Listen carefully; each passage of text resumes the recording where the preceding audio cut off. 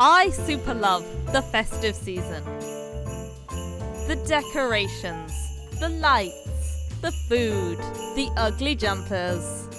I especially love the song that goes, while we sing of Yule-Tide Ferals, fa la la la la, la la la la. But who are the Yule-Tide Ferals? Why do we sing of them?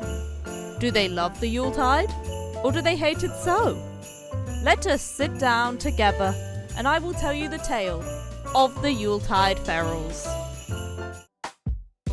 'Twas the week before Snowflake Day, and all through the town, Sims were preparing the festivities. Christmas poems are hard. I just used the cadence. Get off my back. But no Sim was more excited than the Yule-Tide Ferals, a pack of werewolves residing in the bog of Twimbrook. The whole family loves the cold and are kleptomaniacs, and all are feral for the Yuletide. They cannot get enough of it, hence why they are called the Yule-Tide Ferals. I answered that question, I guess. Video over.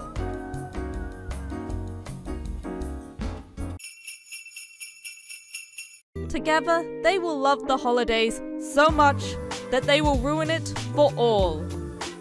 Except themselves. I guess it's a self-centered issue. Meet the Yuletides. As always, Crunch. Crunch's father, Snarl. Nibble, Crunch's wife. Their surly teen daughter. Her name was meant to be Scrunchy, but apparently I'm an idiot, and her name is Scunchichi. And their youngest son, Chomp. All of them love the holidays, evidenced by their Santa hats. Except Chomp, kids can't wear Santa hats. When they're in werewolf form, their hats are different colours, so that's how you know. Winter has arrived in Twinbrook, but there are still a few days left before Snowflake Days. But the Yuletides have already decorated their bayou home. Nibble Yuletide has the natural cook trait and longs to know all the recipes ready to make the family a great meal on Snowflake Day. But they probably would be just as happy eating the meat raw. I began having Nibble working on her cooking skill by cooking the family some brunch, my favourite meal.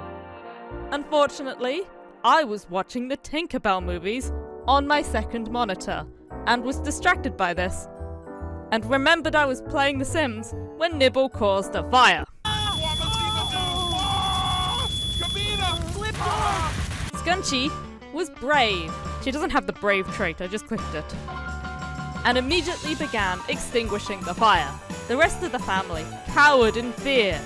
Their fear either caused them to turn into werewolves or pee themselves, then become scared from the werewolf transformation and pee themselves. We're not off to a good start at whatever this is. So far, the holidays had been ruined for the Yule-Tide Ferals themselves. So the next day, whilst the children are at school, the grown-ups headed to the winter festival to ruin the holidays for everybody else. And drink hot chucky! I do wish I had redecorated the festival grounds, and maybe a few homes, but that's just a little bit of a faff. So everyone just destroyed the balloons. Take that, balloons! I rarely do the activities at the winter festival, because unless there's an eating contest at the festival, it's useless to me. So it was very refreshing to do the activities at the festival, like snowboarding and ice skating.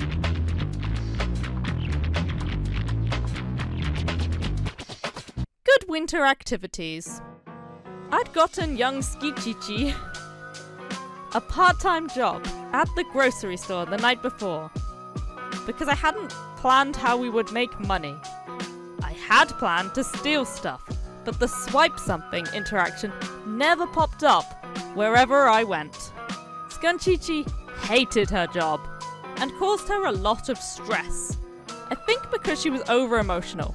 I gave her this trait, like she was starring in her own Hallmark movie. But it was to keep the family afloat. She was the sole income provider of the family at the moment. Nibble did some solo hunting that evening to gain some resources like gems and bugs. that we could eventually sell. But we needed to hunt as a pack to attribute to Crunch's aspiration, and I had not worked out how to hunt as a pack yet. When Crunch is in the shower and takes his Santa hat off, he is bald! Very early the next morning, the whole family woke up because it's The Sims. And it was Crunch's turn to do some solo hunting. Sure, it wouldn't help with his aspiration, but he could gain some werewolf skill and money. So that's always useful. Crunch's werewolf skill improved, and now he could inflict the cursed bite upon other Sims and turn them into werewolves. Now that would help with his aspiration. There was one Sim in particular I wanted to turn. Skeet Bayless. A Sim I have an affinity for, as he and his family provided the Blurst household entertainment during a time where we had no internet. But he was not home. We tracked him down to the pool, using werewolf skills and the game telling us. Because both men were family-orientated Sims, they quickly became friends. The family later then shared a meal of goopy carbonara together. Nibble went to the bookstore to get a cookie recipe, because that's what Father Christmas eats in America. Here in the UK, he eats mince pies and whatever alcohol one's grown-up prefers. What did Father Christmas eat in your childhood? And today was a snow day. The ultimate holiday experience. Nibble briefly had a job at the bookstore, but soon I realised it would be better and more cost-effective and interesting for the adults to hunt as a pack and sell those items. Later that day, Crunch went to Skeet's camo home to finally give him the cursed bite. Chomp watched this go down. Skeet did not like that, and they were no longer friends.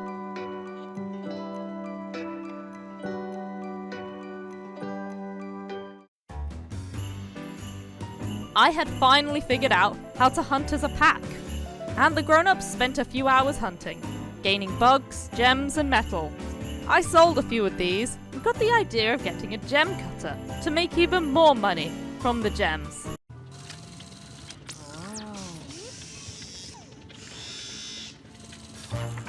Turns out the gem cutter is hella loud and woke up poor Chomp and Scunchy. But now she was up, I got her to quit her job. We never sold these gems. I'm a mild bit of a hoarder in video games. It was another snow day for the kids. And now Scunchy didn't have a job, she was as free as a bird. And it was snowing. We'd had a little bit of snow in the UK, but I still have a job to go to. The whole family hadn't been to the park altogether, so today was that day. Skating, snowball fights, destroying balloons. Crunch even made up with Skeet. It was now Friday. Wow, that flew by. The kids had school again. Nibble headed to a house of a woman named Amy Bull. Apparently, this neighbourhood is the Ambitions neighbourhood, and all the houses are fitted with washing machines. But the Sims never used them. Crunch burst into her home to give Amy a cursed bite.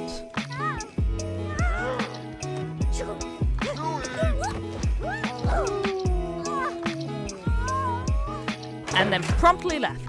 Crunch went off to bite another Sim, the rich family of this neighbourhood, the Rackets, starting with Dennis.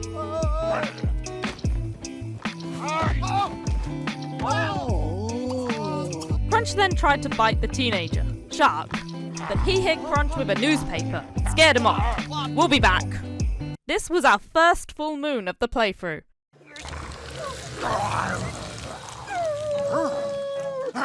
So I had Scunchy join the grown-ups for her first night of hunting.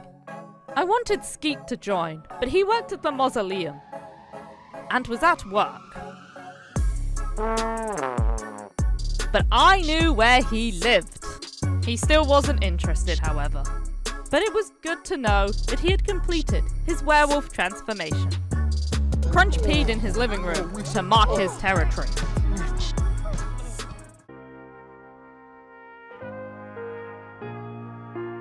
On the Saturday, Crunch went back to the Racket household to inflict some havoc upon their home. He scratched up their fancy furniture. He bit family members. He went from room to room, finally able to steal furniture, the first time throughout this whole playthrough. He disturbed the teens doing their homework. He left on his own volition to plumb in our new toilet. I have no idea what the rest of the family got up to. We were too busy at the Racket household.